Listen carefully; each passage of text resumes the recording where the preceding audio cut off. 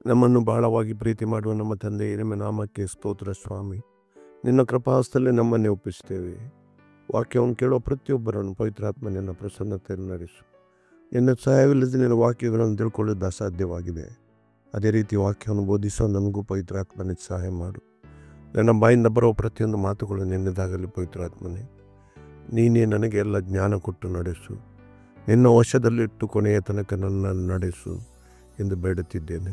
ಎಲ್ಲ ಸ್ತುತಿ ಸ್ತೋತ್ರ ಘನ ಮಹಿಮೆ ತಂದೆ ಮಗ ಪವಿತ್ರಾತ್ಮರಿಗೆ ಸದಾಕಾಲವೂ ಸಲ್ಲಲಿ. ಆಮೇನ್. Praise the lord. ನಾವು ಎಫೆಸದವರಿಗೆ ಬರೆದ ಪತ್ರಿಕೆಯಲ್ಲಿ ಧ್ಯಾನಿಸುತ್ತಾ ಬಂದಿದ್ದೇವೆ. ನಾವು ಈಗ 4ನೇ ಅಧ್ಯಾಯ 24 ತನಕ ನಾವು ಅಲ್ಲಿ ಧ್ಯಾನಿಸಿದ್ದೇವೆ. ನಾವು ಹೊಸಬರಾಗಿ ಹಳೆಯದನ್ನು ತೆಗೆದುಹಾಕಿ ಹೊಸತನವನ್ನು ಧರಿಸಿಕೊಳ್ಳಬೇಕು, ಇದರ ವಿಷಯವಾಗಿ ನಾವು ಧ್ಯಾನಿಸ್ತಾ ಬಂದಿದ್ದೇವೆ. ಇವತ್ತು ಅದರ ಮುಂದುವರಿದ ಭಾಗವಾಗಿ ನಾವು ನೋಡೋಣ. ಆದ ಕಾರಣ ಅಲ್ಲಿ ಎಫೆಸದವರಿಗೆ ಬರೆದ ಪತ್ರಿಕೆ 4ನೇ ಅಧ್ಯಾಯ 25ರಿಂದ 32 ತನಕ ನಾವು ನೋಡೋಣ. ಆದ ಕಾರಣ ಸುಳ್ಳಾಡುವುದನ್ನು ಬಿಟ್ಟು ಪ್ರತಿಯೊಬ್ಬನು ತನ್ನ ನೆರೆಯವನ ಸಂಗಡ ಸತ್ಯವನ್ನೇ ಆಡಲಿ. ಯಾಕೆಂದರೆ ನಾವು ಒಬ್ಬರಿಗೊಬ್ಬರು ಅಂಗಗಳಾಗಿದ್ದೇವಲ್ಲ. ಕೋಪ ಮಾಡಬೇಕಾದರೂ ಪಾಪ ಮಾಡಬೇಡಿರಿ. ಸೂರ್ಯನು ಮುಳುಗುವುದಕ್ಕಿಂತ ಮುಂಚೆ ನಿಮ್ಮ ಸಿಟ್ಟು ತೀರಲಿ. ಸೈತಾನಿಗೆ ಅವಕಾಶ ಕೊಡಬೇಡಿರಿ. ಕಳವು ಮಾಡುವವನು ಇನ್ನು ಮೇಲೆ ಕಳವು ಮಾಡದೆ ಕೈಯಿಂದ ಯಾವುದೊಂದು ಒಳ್ಳೆಯ ಉದ್ಯೋಗವನ್ನು ಮಾಡಿ ದುಡಿಯಲಿ. ಆಗ ಕಷ್ಟದಲ್ಲಿರುವವರಿಗೆ ಕೊಡುವುದಕ್ಕೆ ಅವನಿಂದಾಗುವುದು. ನಿಮ್ಮ ಬಾಯೊಳಗಿಂದ ಯಾವ ಕೆಟ್ಟ ಮಾತುಗಳು ಹೊರಡಬಾರದು. ಭಕ್ತಿಯನ್ನು ವೃದ್ಧಿ ಮಾಡುವಂಥ ಕಾಲೋಚಿತವಾದ ಮಾತುಗಳು ಇದ್ದರೆ ಕೇಳುವವರ ಹಿತಕ್ಕಾಗಿ ಅದನ್ನು ಆಡಿರಿ. ದೇವರ ಪವಿತ್ರ ಆತ್ಮನನ್ನು ದುಃಖಿಸಬೇಡಿರಿ. ಆತನಲ್ಲಿ ವಿಮೋಚನೆಯ ದಿನಕ್ಕಾಗಿ ಮುದ್ರೆ ಹೊಂದಿದ್ದೀರಲ್ಲ. ಎಲ್ಲ ದ್ವೇಷ, ಕೋಪ, ಕ್ರೋಧ, ಕಲಹ, ದೂಷಣೆ ಇವುಗಳನ್ನು ಸಕಲ ವಿಧವಾದ ದುಷ್ಟತನವನ್ನು ನಿಮ್ಮಿಂದ ದೂರ ಮಾಡಿರಿ. ಒಬ್ಬರಿಗೊಬ್ಬರು ಉಪಕಾರಿಗಳಾಗಿಯೂ ಕರುಣೆಯುಳ್ಳವರಾಗಿಯೂ ಕ್ಷಮಿಸುವವರಾಗಿಯೂ ಇರ್ರಿ. Price the lord. ನಾವು ಇಲ್ಲಿ ದೇವರಿಗೆ ವಾಕ್ಯದಲ್ಲಿ ಸಂಬಂಧಪಟ್ಟ ಹಾಗೆ ಎಫೆಸದವರಿಗೆ ಬರೆದ ಪತ್ರಿಕೆಯಲ್ಲಿ ನಾವು ಇಲ್ಲಿ ನಮ್ಮಲ್ಲಿರುವ ನಕಾರಾತ್ಮಕ ಸಂಗತಿಗಳಿಗೆ ಮತ್ತು ತೆಗೆದುಹಾಕಿ ಸಕಾರಾತ್ಮಕ ಸಂಗತಿಗಳನ್ನು ನಾವು ಧರಿಸಿಕೊಳ್ಬೇಕು. ಇಲ್ಲಿ ಹೊಸ ಸೃಷ್ಟಿಗಳು ನಾವು ಆಗಿದ್ದೇವೆ. ಯಾಕೆ ನಾವು ಈಗ ಹೊಸ ಸೃಷ್ಟಿಗಳಾಗಿದ್ದೇವೆ? ಎಫೆಸದವರಿಗೆ ಬರೆದ ಪತ್ರಿಕೆ 2ನೇ ಅಧ್ಯಾಯದಲ್ಲಿ ನೋಡ್ತೇವೆ, ನಾವು ಕ್ರಿಸ್ತನಲ್ಲಿ ಹೊಸ ಸೃಷ್ಟಿಗಳಾಗಿದ್ದೇವೆ. ಅದೇ ರೀತಿ ನಿಕೋದೇಮನಿಗೆ ಯೇಸು ಹೇಳಿದಾಗ, ನೀನು ಹೊಸದಾಗಿ ಹುಟ್ಟದಿದ್ದ ದೇವರ ರಾಜ್ಯವನ್ನು ಕಾಣಲ್ಲ. ನಾವು ಕ್ರಿಸ್ತನ ಮೂಲಕ ಈಗ ಹೊಸದಾಗಿ ಹುಟ್ಟಿದ್ದೇವೆ. ಈಗ ಈ ಹೊಸತನ ನಾವು ಅದನ್ನು ಧರಿಸಿಕೊಳ್ಬೇಕಾಗಿದೆ. ಈಗ ಧರಿಸಿಕೊಳ್ಳುವುದೆಂದರೆ ಏನು? ನಾವು ಒಂದು ಬಟ್ಟೆಯನ್ನು ಧರಿಸಿಕೊಂಡಾಗ ನಮಗೆ ಆ ಬಟ್ಟೆ ಎಷ್ಟು ಒಳ್ಳೆಯದಿದೆ ಅಂತ ಕಾಣ್ತದೆ. ಅದು ಭಾಳ ಉದ್ದೇಶವಾಗಿ ನಾವು ಹೊಸತನವನ್ನು ಧರಿಸಿಕೊಂಡಿದ್ದೇವಂತ ನಮ್ಮ ಹೃದಯದಲ್ಲಿ ನಮ್ಮ ಹೊಸತನವನ್ನು ಇದ್ದರೂ ಕೂಡ ಹೊರಗಡೆ ಅದು ಕಾಣದಿದ್ದರೆ ಯಾವ ಪ್ರಯೋಜನಕ್ಕೂ ಬಾರದ್ದಾಗಿದೆ. ಈಗ ಯೇಸು ಕೂಡ ಏನು ಹೇಳಿದರು? ನೀವು ಲೋಕಕ್ಕೆ ಬೆಳಕಾಗಿದ್ದೀರಿ. ಬೆಳಕಂದರೆ ಕಾಣುವಂಥದ್ದಾಗಬೇಕು. ಅದು ಇಲ್ಲಿ ಬಹಳ ಅಗತ್ಯವಾಗಿ ನಾವು ಪ್ರತಿಯೊಬ್ಬರು ತಿಳ್ಕೊಳ್ಬೇಕು. ಈಗ ನಾವು ಕ್ರಿಸ್ತನಲ್ಲಿ ಹೊಸ ಸೃಷ್ಟಿಗಳಾಗಿದ್ದೇವೆ ಎಂಬ ಚಿಂತನೆಯಲ್ಲಿದ್ದವರು ನಮ್ಮ ಹೊಸತನ ಹೊರಗಡೆ ಇತರರಿಗೆ ಕಾಣುವಂತಾಗಬೇಕು. ಇತರು ಅದನ್ನು ಗುರುತಿಸುವಂತಾಗಬೇಕು.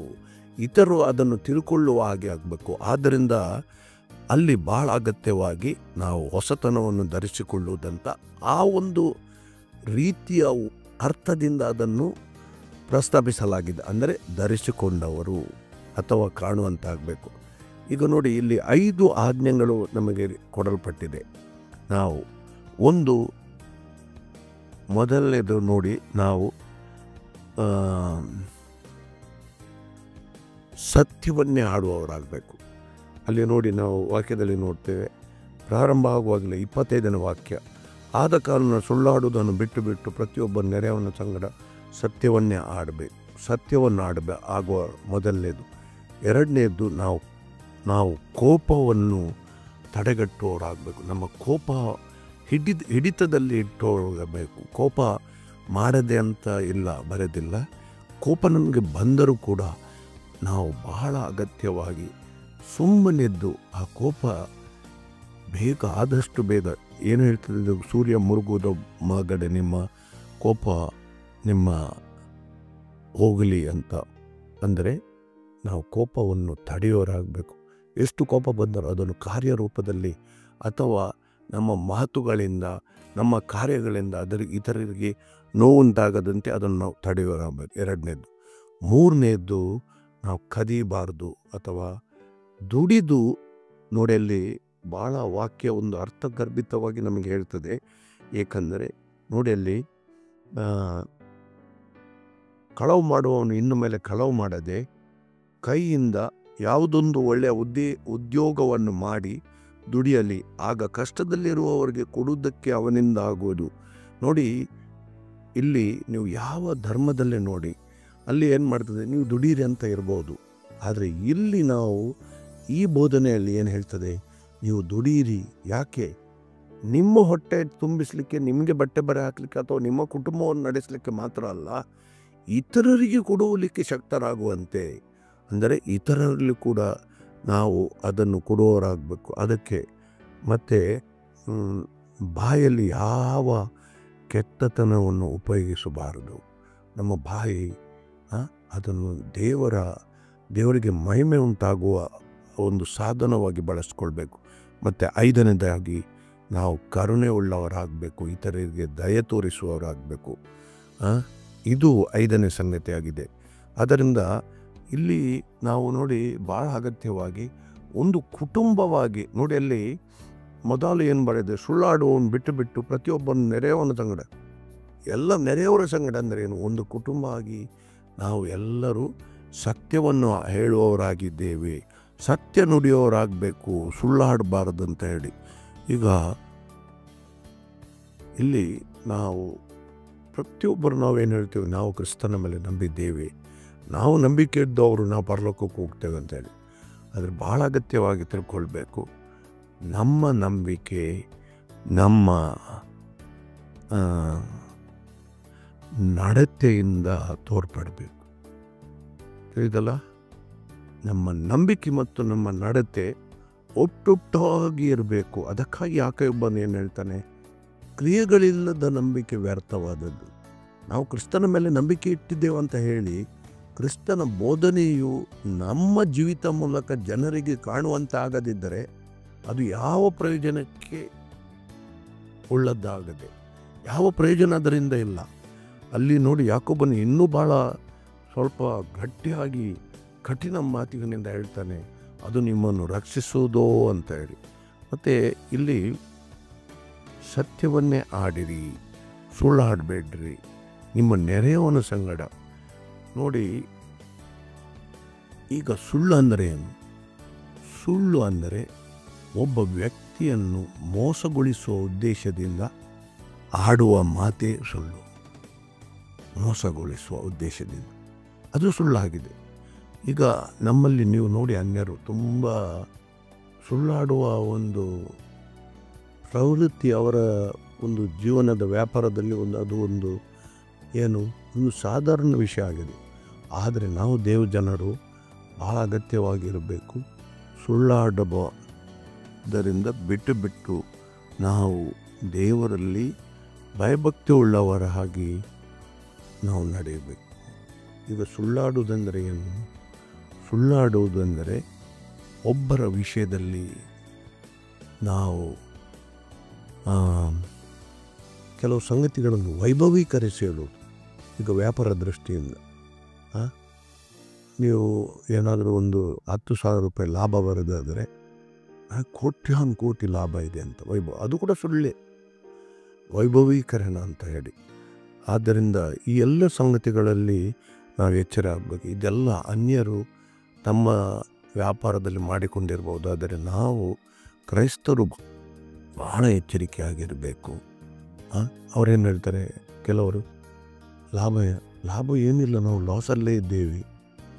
ಸುಳ್ಳು ಆಡೋದು, ನಾವು ಸುಳ್ಳಾಡುವುದನ್ನು ಬಿಟ್ಟು ಬಿಡಬೇಕು. ಯಾವುದೇ ಸಂಗತಿಗಳಲ್ಲಿ ಸತ್ಯವನ್ನೇ ನೋಡಿ. ಭಾಳ ಇನ್ನೊಂದು ಅಗತ್ಯವಾಗಿ ನಾವು ಕ್ರೈಸ್ತರು ಪ್ರತಿಯೊಬ್ಬರು ನಮ್ಮ ಮದುವೆ ಸಂಸ್ಕಾರ ಮತ್ತು ಕುಟುಂಬ ಜೀವಿತದಲ್ಲಿ ಇದು ಭಾಳ ಅಗತ್ಯವಾಗಿ ನಾವು ತಿಳ್ಕೊಳ್ಬೇಕು.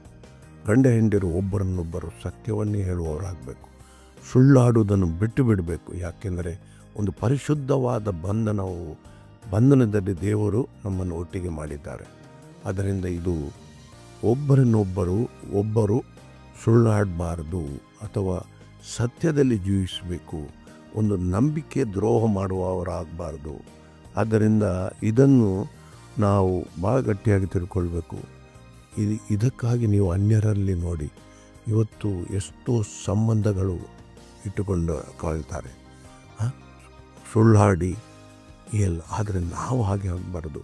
ನಮ್ಮ ಒಂದು ವೈವಾಹಿಕ ಜೀವನ ಅಥವಾ ಮದುವೆಯ ದಾಂಪತ್ಯ ಜೀವನ ಪರಿಶುದ್ಧವಾಗಿ ನಾವು ದೇವರ ದೃಷ್ಟಿಯಲ್ಲಿ ಪರಿಶುದ್ಧವಾಗಿ ಇಟ್ಟುಕೊಳ್ಬೇಕು. ಆದ್ದರಿಂದ ನಾವು ಸತ್ಯವನ್ನೇ ಆಡುವವರಾಗಬೇಕು, ಸುಳ್ಳಾಡಬಾರ್ದು ಅಂತ ಹೇಳಿ ನಾವು ಹೇಳಬೇಕು.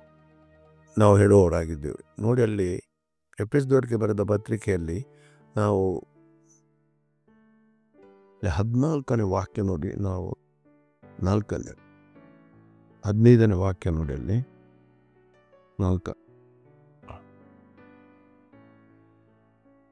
ಪ್ರೀತಿಯಿಂದ ಸತ್ಯವನ್ನು ಅನುಸರಿಸುತ್ತಾ ಬೆಳೆದು ಎಲ್ಲ ವಿಷಯಗಳಿಗೆಲ್ಲೂ ಕ್ರಿಸ್ತನ ಐಕ್ಯವನ್ನು ಹೊಂದುತ್ತಾ ಬರಬೇಕು. ನೋಡಿ, ಪ್ರೀತಿಯಿಂದ ಸತ್ಯವನ್ನು ಆಡಿ. ಯಾಕೆಂದರೆ ಒಂದು ಸಂಬಂಧ ಸತ್ಯದ ಮೇಲೆ ಕಟ್ಟಲ್ಪಟ್ಟ ಸಂಬಂಧ ಆಗಿರಬೇಕು. ನೋಡಿ, ನೀವು ಯಾರೇ ಆಗಲಿ, ನೀವು ಒಬ್ಬರೊಂದಿಗೆ ಸಂಬಂಧ ಇಟ್ಟುಕೊಂಡಾಗ ನಿಮಗೆ ಒಂದು ಹಂತದಲ್ಲಿ ಅವರು ನಿಮ್ಮೊಂದಿಗೆ ಸುಳ್ಳಾಡಿದ್ದಾರೆ ಎಂಬ ಚಿಂತನೆ ನಿಮಗೆ ಬಂದಾಗ ನಿಮಗೆ ಎಷ್ಟೊಂದು ಮನನೊಂದುತ್ತೀರಿ ನೋಡಿ. ಅದೇ ರೀತಿಯಾಗಿ ಕ್ರಿಸ್ತನಲ್ಲಿ ಕೂಡ ನಾವು ಒಂದು ಸಂಬಂಧ ಐಕ್ಯವನ್ನು ಸುಳ್ಳಾಡದವರಾಗಿ ಸತ್ಯದಲ್ಲೇ ನಾವು ಒಂದು ಪ್ರೀತಿಯಿಂದ ಸತ್ಯವನ್ನು ಆಡಿ ಒಂದು ಸಂಬಂಧವನ್ನು ಕಟ್ಟಿಕೊಳ್ಳುವವರಾಗಬೇಕು. ಯಾಕೆಂದರೆ ನಾವು ಕ್ರಿಸ್ತನ ಮಕ್ಕಳಾಗಿದ್ದೇವೆ, ಕ್ರಿಸ್ತನಲ್ಲಿ ನಾವು ಒಂದಾಗಿದ್ದೇವೆ. ನೋಡಿ, ಸುಳ್ಳಾಡುವ ವಿಷಯದಲ್ಲಿ ದೇವರ ವಾಕ್ಯದಲ್ಲಿ ನೋಡಿ, ಅನಾನಿಯ ಮತ್ತು ಸೈಫರಳ ವಿಷಯವಾಗಿ ನಾವು ಅಪೊಸ್ತಲ ಕೃತ್ಯದಲ್ಲಿ ನೋಡ್ತೀವಿ.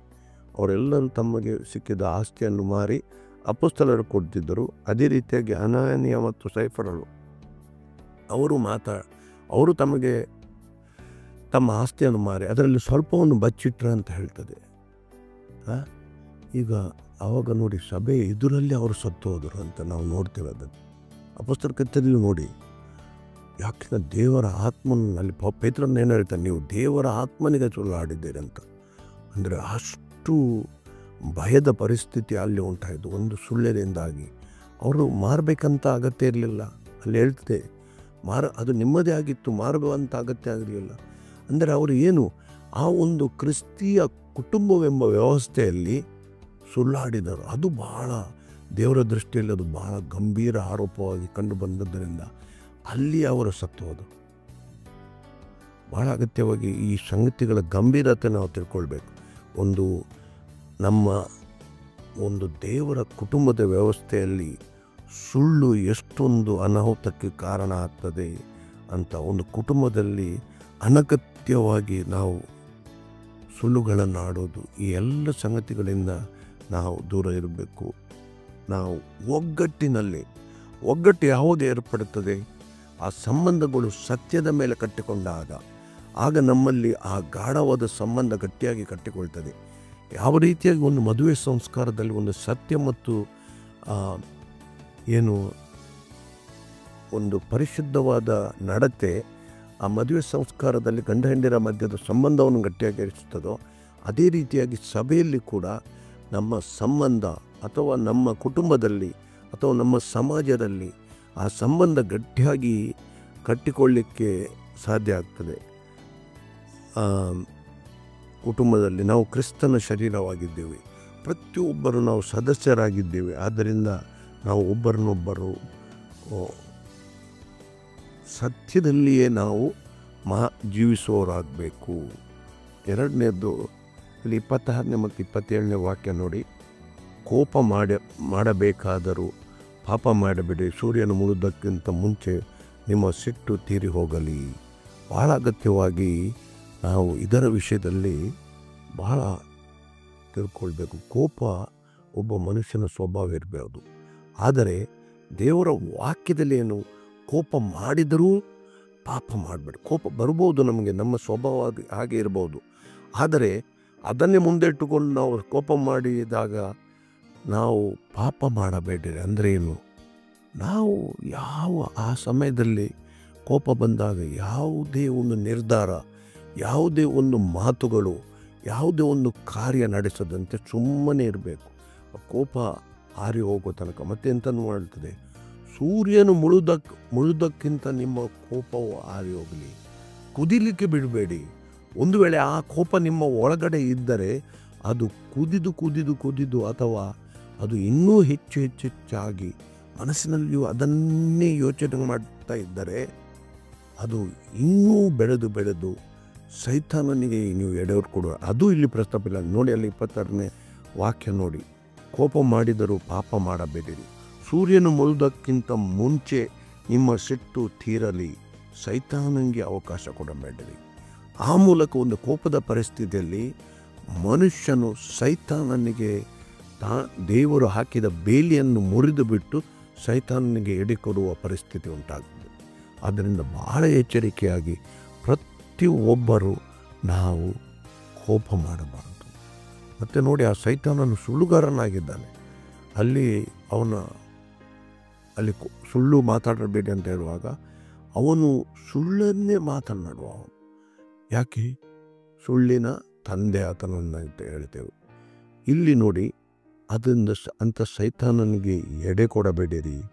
ನಾವು ಮತ್ತಾಯನ ಸುವಾರ್ತೆಯಲ್ಲಿ ನೋಡ್ತೇವೆ ನೋಡಿ, ನೀವು ಸೈತಾನನಿಗೆ ಎಡೆ ಕೊಡಬೇಡಿರಿ, ಕೋಪ ಮಾಡಿದರೂ ಪಾಪ ಮಾಡಬೇಡಿರಿ. ಅಲ್ಲಿ ಬಹಳ ಅಗತ್ಯವಾಗಿ ನಾವು ತಿಳ್ಕೊಳ್ಬೇಕು. ಈ ಕೋಪದ ಸಂಗತಿಗಳಲ್ಲಿ ಒಂದೊಂದು ಸಲ ನಮಗೆ ಗೊತ್ತಿರೋದನ್ನ ನಮ್ಮ ಬಾಯಿಂದ ಏನು ಮಾತುಗಳು ಬರ್ತವೆ ಅಂತ ಹೇಳಿ ಮತ್ತು ನಾವು ಹೇಳ್ತೇವೆ, ನಾವು ಹಾಗೆ ಮಾತಾಡಲಿಲ್ಲ, ಹೀಗೆ ಮಾತಾಡಲಿಲ್ಲ ಅಂತ ನಾವು ಅದರ ಮೇಲೆ ಪುನಃ ವಾದ ಮಾಡ್ತೇವೆ.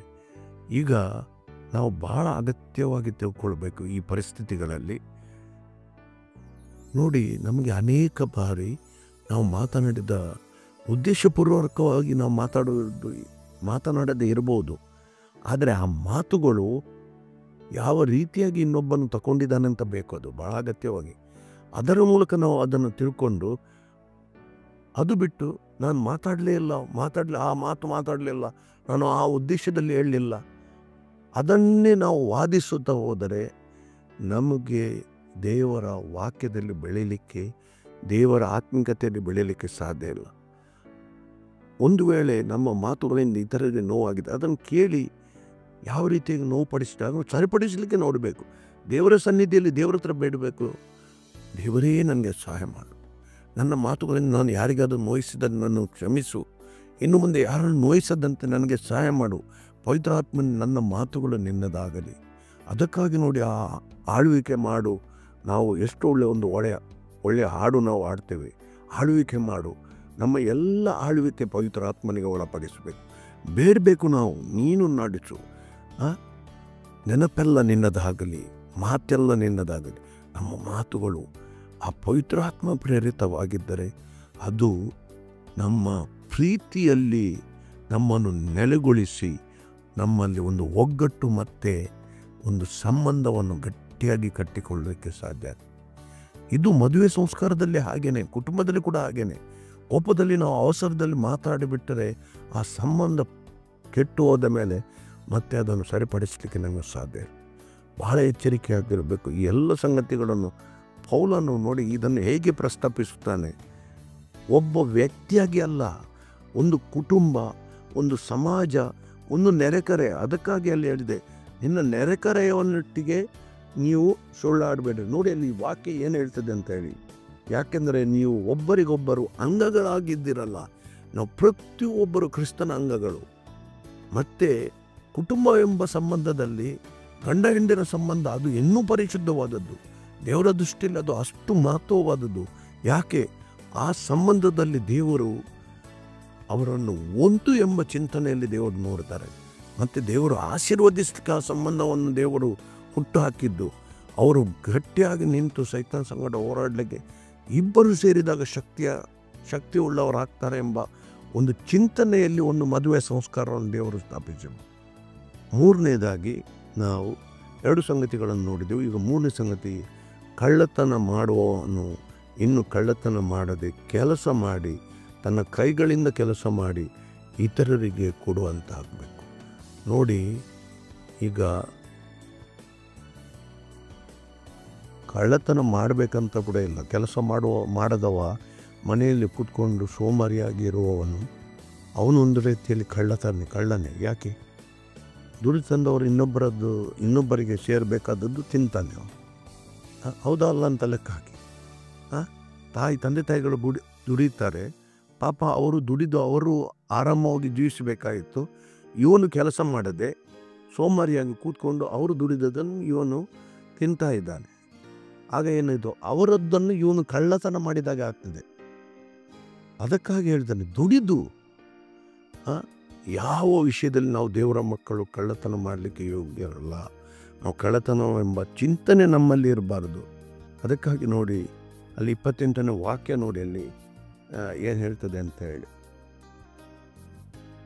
ಇನ್ನು ಮೇಲೆ ಕಳವು ಮಾಡುವವನು ಇನ್ನು ಮೇಲೆ ಕಳವು ಮಾಡದೆ ಕೈಯಿಂದ ಯಾವುದೊಂದು ಒಳ್ಳೆಯ ಉದ್ಯೋಗವನ್ನು ಮಾಡಿ ದುಡಿಯಲಿ. ಆಗ ಕಷ್ಟದಲ್ಲಿರುವವರು ಕೊಡುವುದಕ್ಕೆ ಅವನಿಂದಾಗುವುದು.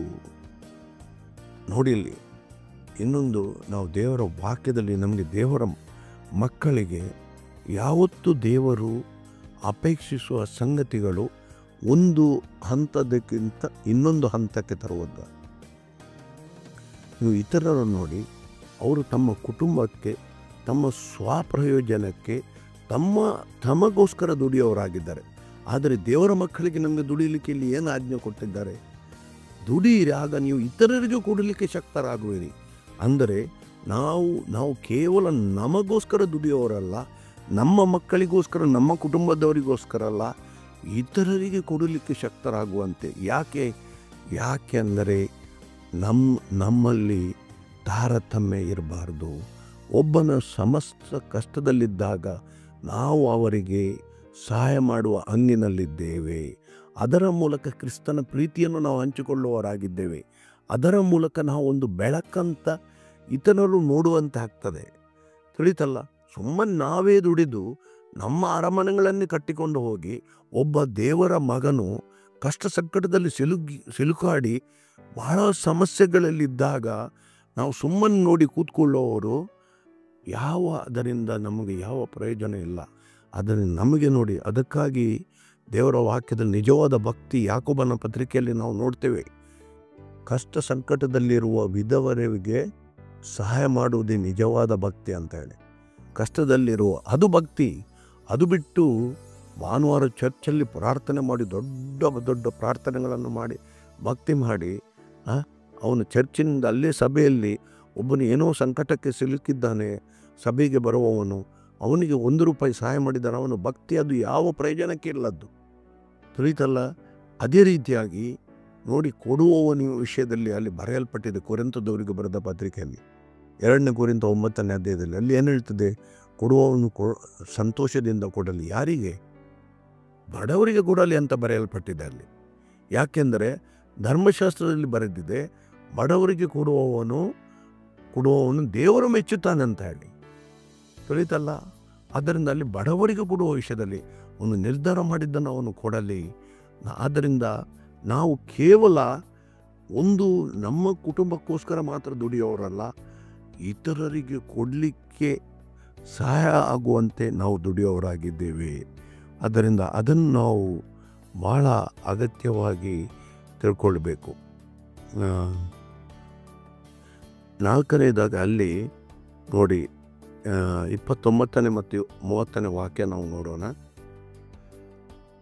ನಿಮ್ಮ ಬಾಯಿಂದ ಕೆಟ್ಟ ಮಾತುಗಳು ಹೊರಡಬಾರದು. ಭಕ್ತಿ ವೃದ್ಧಿಗೆ ಮಾಡುವಂಥ ಕುಚಲೋದಿತವಾದ ಮಾತು ಇದ್ದರೆ ಕೇಳುವವರ ಹಿತಕ್ಕಾಗಿ ಆಡಿರಿ. ನೋಡಿ, ದೇವರ ಪವಿತ್ರಾತ್ಮನನ್ನು ದುಃಖಿಸಬೇಡಿರಿ. ಭಾಳ ಅಗತ್ಯವಾಗಿ ನಾವು ಪ್ರತಿಯೊಬ್ಬ ದೇವಜನರು ಇಲ್ಲಿ ಬಹಳ ಅಗತ್ಯ. ನಮ್ಮ ನಾಲಿಗೆಯಿಂದ ಅನೇಕ ಸಮಸ್ಯೆಗಳನ್ನು ನಾವು ನಮ್ಮ ಮೇಲೆ ಎಳ್ಕೊಳ್ಳುವವರಾಗ್ತೇವೆ. ಭಾಳ ಅಗತ್ಯ. ಅದಕ್ಕಾಗಿ ಯಾಕೋಬನು ಹೇಳ್ತಾನೆ, ಯಾವ ಮನುಷ್ಯನು ಕೂಡ ತನ್ನ ನಾಲಿಗೆಯನ್ನು ಹಿಡಿತದಲ್ಲಿಡಲಿಕ್ಕೆ ಸಾಧ್ಯವಿಲ್ಲ ಅಂತ ಹೇಳಿ. ಆದರೆ ದೇವರ ವಾಕ್ಯ ಹೇಳ್ತದೆ, ಪವಿತ್ರಾತ್ಮನಿಂದ ಮಾತ್ರ ಅದು ಸಾಧ್ಯ. ಭಾಳ ಅಗತ್ಯವಾಗಿ ನಾವು ಏನು ಮಾಡ್ತೇವೆ ಅಂದರೆ, ನಾವು ನಮ್ಮ ಪ್ರಯತ್ನದಿಂದ ನಾವು ಅದನ್ನು ಹತೋಟಿಗೆ ತರಲಿಕ್ಕೆ ಪ್ರಯತ್ನ ಮಾಡ್ತೇವೆ. ಇಲ್ಲ, ದೇವರ ವಾಕ್ಯ ಹೇಳ್ತದೆ ಪವಿತ್ರಾತ್ಮನಿಂದ. ನಾವು ಪವಿತ್ರಾತ್ಮನಿಗೆ ಬೇಡಬೇಕು, ನಮ್ಮನ್ನೇ ಪವಿತ್ರಾತ್ಮನಿಗೆ ಒಳಪಡಿಸಬೇಕು, ಪವಿತ್ರಾತ್ಮನ ಸಹಾಯವನ್ನು ಬೇಡಬೇಕು, ಪವಿತ್ರಾತ್ಮನಿಂದ ಹೆಚ್ಚೆಚ್ಚು ಬಲದಿಂದ ತುಂಬಿಸುವಂತೆ ದೇವರಿಗೆ ಬೇಡಬೇಕು. ಆಗ ನಮ್ಮ ಬಾಯಿಂದ ಒಳ್ಳೆಯ ಮಾತುಗಳು ಬರುತ್ತವೆ. ಈ ಕೆಟ್ಟ ಮಾತುಗಳಿಂದ ಎಷ್ಟು ಅನಾಹುತಗಳು ಆಗಲಿಕ್ಕೆ ಸಾಧ್ಯ ಇದೆ. ಯಾವುದೇ ಒಬ್ಬ ವ್ಯಕ್ತಿಯ ಮಾನ ಮರ್ಯಾದೆ ಹಾಳು ಮಾಡಲಿಕ್ಕೆ ಅದು ಕೊಲೆಗೆ ಸಮಾನನಾದ ಪಾಪ ಅಂತದೆ ನಾವು ನೋಡ್ತೇವೆ ಭಾಳ ಅಗತ್ಯವಾಗಿ. ಆದ್ದರಿಂದ ಬಹಳ ನಾವು ಒಳ್ಳೆಯ ಮಾತುಗಳನ್ನು ಆಡೋರಾಗಬೇಕು. ಒಬ್ಬರನ್ನು ಕುಗ್ಗಿಸೋದು, ಒಬ್ಬರನ್ನು ಹೀನೈಸೋದು, ಒಬ್ಬರಿಗೆ ನೋವುಂಟು ಮಾಡೋದು, ಇದೇ ರೀತಿಯ ಮಾತುಗಳು ನಮ್ಮದಾದರೆ ನಮ್ಮ ನಂಬಿಕೆ ಮಾತ್ರ ಇರುವುದು ಬಿಟ್ಟು ಅದು ನಮ್ಮ ಕಾರ್ಯರೂಪದಲ್ಲಿ ಸಾಧಿಸುವ ನಂಬಿಕೆ ಅಲ್ಲ. ನಮ್ಮ ಹೊಸತನ ಮಾತಿನಲ್ಲಿ ಮಾತ್ರ ಬಿಟ್ಟು ಅದು ಕಾರ್ಯರೂಪದಲ್ಲಿ ನೋಡೋ ಹೊಸತನ ಅಲ್ಲ. ನಾವು ಇನ್ನೂ ಹೊಸದಾಗಿ ಹುಟ್ಟಿಲ್ಲ. ಅಂಥವರು ಗೋಳಾಡಬೇಕು ದೇವರ ಹತ್ರ, ನನಗೆ ಹೊಸ ಸೃಷ್ಟಿಯಾಗಿ ರೂಪಿಸಿ ನಡೆಸಂತ. ಆದ್ದರಿಂದ ನಾವು ಪವಿತ್ರಾತ್ಮನ ನೊಂದಿಸಬೇಡಿರಿ ಅಂತ ನೋಡಿ. ಅಲ್ಲಿ ಪವಿತ್ರಾತ್ಮನ ಅಲ್ಲಿ ವಾಕ್ಯ ನೋಡಿ, ಅಲ್ಲಿ ಭಾಳ ಅದ್ಭುತವಾದ ಅರ್ಥ ಮಾಡುವ ವಾಕ್ಯ ಇದಾಗಿದೆ. ದೇವರ ಪವಿತ್ರಾತ್ಮನನ್ನು ದುಃಖಪಡಿಸಬೇಡಿರಿ, ಆತನಲ್ಲಿಯೇ ವಿಮೋಚನೆಯ ದಿನಕ್ಕಾಗಿ ಮುದ್ರೆ ಹೊಂದಿದ್ದೀರಲ್ಲ. ಅಂದರೆ ಏನು? ಈ ವಾಕ್ಯದ ಮೂಲಕ ವಿಮೋಚನೆ ಅಂದರೆ ಯಾವಾಗ? ಕೊನೆಯ ಮಹಿಮೀಕರಣ ಉಂಟಾದಾಗ ಆ ದಿನದವರೆಗೆ ನಾವು ಎಲ್ಲರೂ ಮುದ್ರೆ ಹಾಕಲ್ಪಟ್ಟವರು. ನೋಡಿ, ಅಲ್ಲಿ ಎಫೆಸದವರಿಗೆ 1ನೇ ಅಧ್ಯಾಯದಲ್ಲಿ 13ನೇ ವಾಕ್ಯದಲ್ಲಿ, ನೀವು ಕ್ರಿಸ್ತನ ಸುವಾರ್ತೆಯನ್ನು ಕೇಳಿ ಅದು ನಂಬಿಕೆ ಇಟ್ಟಾಗ ನೀವು ಆತ್ಮನ ಮುದ್ರೆಯನ್ನು ಹೊಂದಿದ್ದೀರಿ. ನೋಡಿ, ಇನ್ನೊಂದು ಕಡೆ ಹೇಳ್ತದೆ, ಆತ್ಮನು ನಮಗೆ ರಕ್ಷಣೆಯ ಸಂಚಕಾರವಾಗಿ ಕೊಡಲ್ಪಟ್ಟಿದ್ದಾನೆ. ಒಂದು ಗ್ಯಾರಂಟಿ. ನಮ್ಮಲ್ಲಿ ಪವಿತ್ರಾತ್ಮನ ಇದ್ದರಿಂದ ನಾವು ರಕ್ಷಣೆ ಹೊಂದಿದವರಂತ ಒಂದು ದೃಢಪಡಿಸುವ ಒಂದು ಅಂಶ ಆಗಿ ಪವಿತ್ರಾತ್ಮ ನಮಗೆ ಕೊಡಲ್ಪಟ್ಟಿದ್ದಾನೆ. ಈಗ ಇಲ್ಲಿ ನೋಡಿ, ನಾವು ಮುದ್ರೆ ಹಾಕಲ್ಪಟ್ಟವರು. ಈಗ ಮುದ್ರೆ ಹಾಕುವುದಕ್ಕೆ ಅರ್ಥ ಏನು? ಒಬ್ಬನು ವ್ಯಕ್ತಿ ಮುದ್ರೆ ಹಾಕಿದವನು ಮತ್ತು ಯಾರದನ್ನು ಪಡೆಯುತ್ತಾನೆ ಅವನಿಗೆ ಮಾತ್ರ ಆ ಮುದ್ರೆ ಹೊಡೆಯಲಿಕ್ಕೆ ಸಾಧ್ಯ ಇದೆ. ಇದನ್ನು ಮುಖ್ಯವಾಗಿ ಯಾವುದಕ್ಕೆ ಹೋಲಿಸ್ತಾರೆ ಅಂದರೆ, ಒಂದು ಪತ್ರವನ್ನು ಮುದ್ರೆ ಹಾಕಿ ಕಳಿಸ್ಕೊಡ್ತಾರೆ. ಆ ಓಲೆಕಾರನು ಆ ಪತ್ರವನ್ನು ತಲುಪಿಸಿದ ಮೇಲೆ ಯಾರು ಅವನಿಗೆ ತಲುಪಬೇಕು ಆ ವ್ಯಕ್ತಿ ಮಾತ್ರ ಅದನ್ನು ಮುದ್ರೆಯನ್ನು ಹೊಡೆಯಲಿಕ್ಕೆ ಶಕ್ತನಾಗ್ತಾನೆ. ಆದರೆ ಇಲ್ಲಿ ನೋಡಿ, ದೇವರು ನಮಗೆ ಮುದ್ರೆ ಹಾಕ್ತಾರೆ. ಮತ್ತು ವಿಮೋಚನೆ ಅಂದರೆ ಯಾವಾಗ? ಮಹಿಮಾಕರಣದಲ್ಲಿ ಆ ಮುದ್ರೆಯನ್ನು ದೇವರು ತೆಗೆದು ಬಿಡ್ತಾರೆ. ಅಂದರೆ ದೇವರಿಗೆ ಮಾತ್ರ ಆ ಶಕ್ತಿ. ದೇವರು ನಮ್ಮನ್ನು ಮುದ್ರೆ ಹಾಕಿ ಕಾಪಾಡುವವರು. ಇದು ಒಂದು ವಾಕ್ಯ. ನಮ್ಮ ರಕ್ಷಣೆ ನಿರಂತರವಾದ ರಕ್ಷಣೆ ಅಂತ ಹೇಳಿ ಅದಕ್ಕೆ ಒಂದು ಸಾಕ್ಷಿ, ಒಂದು ದೃಢತೆಯ ಒಂದು ವಾಕ್ಯ ಆಗಿದೆ. ದೇವರು ನಮ್ಮನ್ನು ಒಂದು ಸಾರಿ ಕರೆದ ಮೇಲೆ ದೇವರು ನಮ್ಮನ್ನು ಕಾಪಾಡಿ ಕೊನೆಯವರೆಗೆ ಕಾಪಾಡಿ ನಡೆಸುವ ದೇವರಾಗಿದ್ದಾರೆ.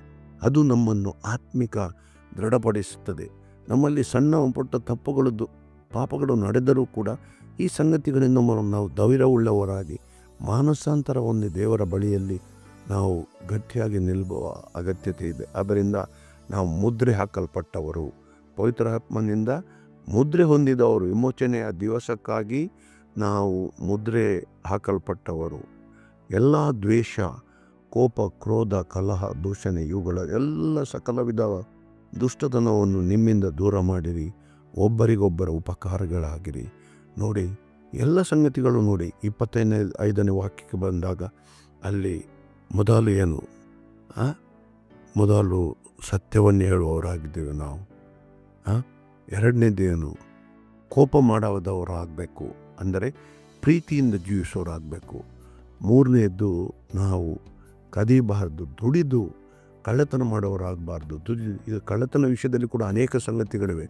ನಾವು ಸರಿಯಾಗಿ ನಮ್ಮ ಹೊಲದಲ್ಲಿ ನಮ್ಮಲ್ಲಿ ದುಡಿದವರಿಗೆ ಸರಿಯಾದ ಕೂಲಿ ಕೊಡದಿದ್ದರೆ ನಾವು ಕಳ್ಳತನ ಮಾಡುವವರು, ಟ್ಯಾಕ್ಸ್ ಸರಿಯಾಗಿ ಕಟ್ಟದಿದ್ದರೆ ನಾವು ಕಳ್ಳತನ ಮಾಡುವವರು, ಇನ್ನೊಬ್ಬರಿಗೆ ಸಲ್ಲಬೇಕಾದ ಸರಿಯಾದ ಸಂಗತಿಗಳು ಅವರಿಗೆ ನೀಡದಿದ್ದರೆ ನಾವು ಕಳ್ಳತನ ಮಾಡುವವರಾಗಿದ್ದೆವು. 4ನೇದಾಗಿ, ನಮ್ಮ ಬಾಯಿಂದ ಯಾವುದೇ ಕೆಟ್ಟ ಮಾತುಗಳು ಬರಬಾರ್ದು. ಅನ್ಯರು ಮಾತಾಡ್ತಾರೆ, ಕೆಲವರು ಜೋಕ್ ಅಂತ ಮಾತಾಡ್ತಾರೆ ಭಾಳ. ಆದರೆ ನಾವು ದೇವರ ಮಕ್ಕಳು, ನಮ್ಮಲ್ಲಿ ಅಂಥ ಯಾವುದೇ ಮಾತುಗಳು ಬರಬಾರ್ದು. ನಗಲಿಕ್ಕೆ ಅದಕ್ಕೆ ಅಲ್ಲ, ಕೆಲವು ದುಷ್ಟ ಪದಗಳನ್ನು ಬಳಸೋದು, ಇದು ಯಾವುದೇ ಆಗಬೇಕು. ಆದರೆ ಭಕ್ತಿವೃದ್ಧಿಗೆ, ಒಬ್ಬನ ಭಕ್ತಿವೃದ್ಧಿಗೆ ದೇವರ ವಾಕ್ಯಗಳ ಆಧಾರ, ದೇವರ ವಾಕ್ಯಗಳನ್ನು ಉಪಯೋಗಿಸಿ ಅವನನ್ನು ವೃದ್ಧಿಪಡಿಸಲಿಕ್ಕೆ, ಅಥವಾ ಒಬ್ಬ ಕುಗ್ಗಿ ಹೋದವನಿಗೆ ಮೇಲೆತ್ತಲಿಕ್ಕೆ, ಇನ್ನೂ ಅವನನ್ನು ಕುಗ್ಗಿಸುವುದಲ್ಲ. ಆದ್ದರಿಂದ ಒಳ್ಳೆಯ ಮಾತುಗಳನ್ನು ಆಡೋರು, ನಮ್ಮ ಬಾಯಿಂದ ಯಾವುದೇ ಕೆಟ್ಟ ಮಾತುಗಳನ್ನು ಆಡಬಾರ್ದು. ಮತ್ತು ಕೊನೆಯದಾಗಿ, ನಾವು ಇತರರಿಗೆ ದಯೆ ತೋರಿಸುವವರಾಗಬೇಕು, ಕರುಣೆ ಉಳ್ಳವರಾಗಬೇಕು ಎಲ್ಲರೂ. ಅದಕ್ಕಾಗಿ ದುಡಿಯಿರಿ, ನಮಗೆ ದೇವರ ವಾಕ್ಯಗಳಲ್ಲಿ ಬರೀತೀವಿ, ನೀವು ಇತರಿಗೆ ಕೊಡಲಿಕ್ಕೆ ಶಕ್ತರಾಗುವಂತೆ. ಎಲ್ಲ ಸಂಗತಿಗಳ ಮೂಲಕ ನಮ್ಮಲ್ಲಿರುವ ನಕಾರಾತ್ಮಕ, ಸುಳ್ಳು, ಕಳ್ಳತನ ಮಾಡೋದು, ಕೋಪ ಮಾಡೋದು, ಸೋಮಾರಿಗಳಾಗಿ ದುಡಿಯದೆ ಕಳ್ಳತನ ಮಾಡೋದು, ಕರುಣೆ ಉಳ್ಳವರಾಗದೆ ದಯೆ ತೋರಿಸುವವರಾಗ್ಬೋದು, ಬಾಯಿಂದ ಕೆಟ್ಟ ಮಾತುಗಳು ಬರದೆ ಒಳ್ಳೆಯ ಮಾತುಗಳಿಂದ ನಾವು ಹೊಸತನದಲ್ಲಿ ನಾವು ಜೀವಿಸೋರಾಗಬೇಕು. ಆ ನಮ್ಮ ಹೊಸತನ ಅದು ಇತರರಿಗೆ ಕಾಣುವಂತೆ ಆಗಬೇಕು, ಇತರರು ಅನುಭವಿಸುವಂತಾಗಬೇಕು. ಅದಕ್ಕೆ ದೇವರು ಇವತ್ತು ನಮ್ಮನ್ನು ಕರೆ ಕೊಡುವ ದೇವರಾಗಿದ್ದಾರೆ. ಈ ಎಲ್ಲ ಸಂಗತಿಗಳು ಮೂಲಕ ನಾವು ದೇವರ ಪ್ರಕಾಶವಾಗಿ, ದೇವರ ಒಂದು ಬೆಳಕಾಗಿ ಈ ಲೋಕದಲ್ಲಿ ಕತ್ತಲೆಯನ್ನು ದೂರ ಮಾಡಲಿಕ್ಕೆ, ನಮ್ಮ ಒಂದು ಪರಿಸರದಲ್ಲಿ ನಾವು ಪವಿತ್ರಾತ್ಮನ ಬಲದಿಂದ ಪ್ರತಿಯೊಬ್ಬರು ಬೆಳಕಾಗಿ ಜೀವಿಸೋಣ. ದೇವರು ನಮ್ಮೆಲ್ಲರನ್ನು ಆಶೀರ್ವದಿಸುವ ದೇವರಾಗಿದ್ದಾರೆ. ಆತನಿಗೆ ಯುಗ ಯುಗಗಳಲ್ಲಿ ಸ್ತುತಿ ಸ್ತೋತ್ರಗಳು ಸಲ್ಲಿಕೆಯಾಗಲಿ. ಆಮೇಲೆ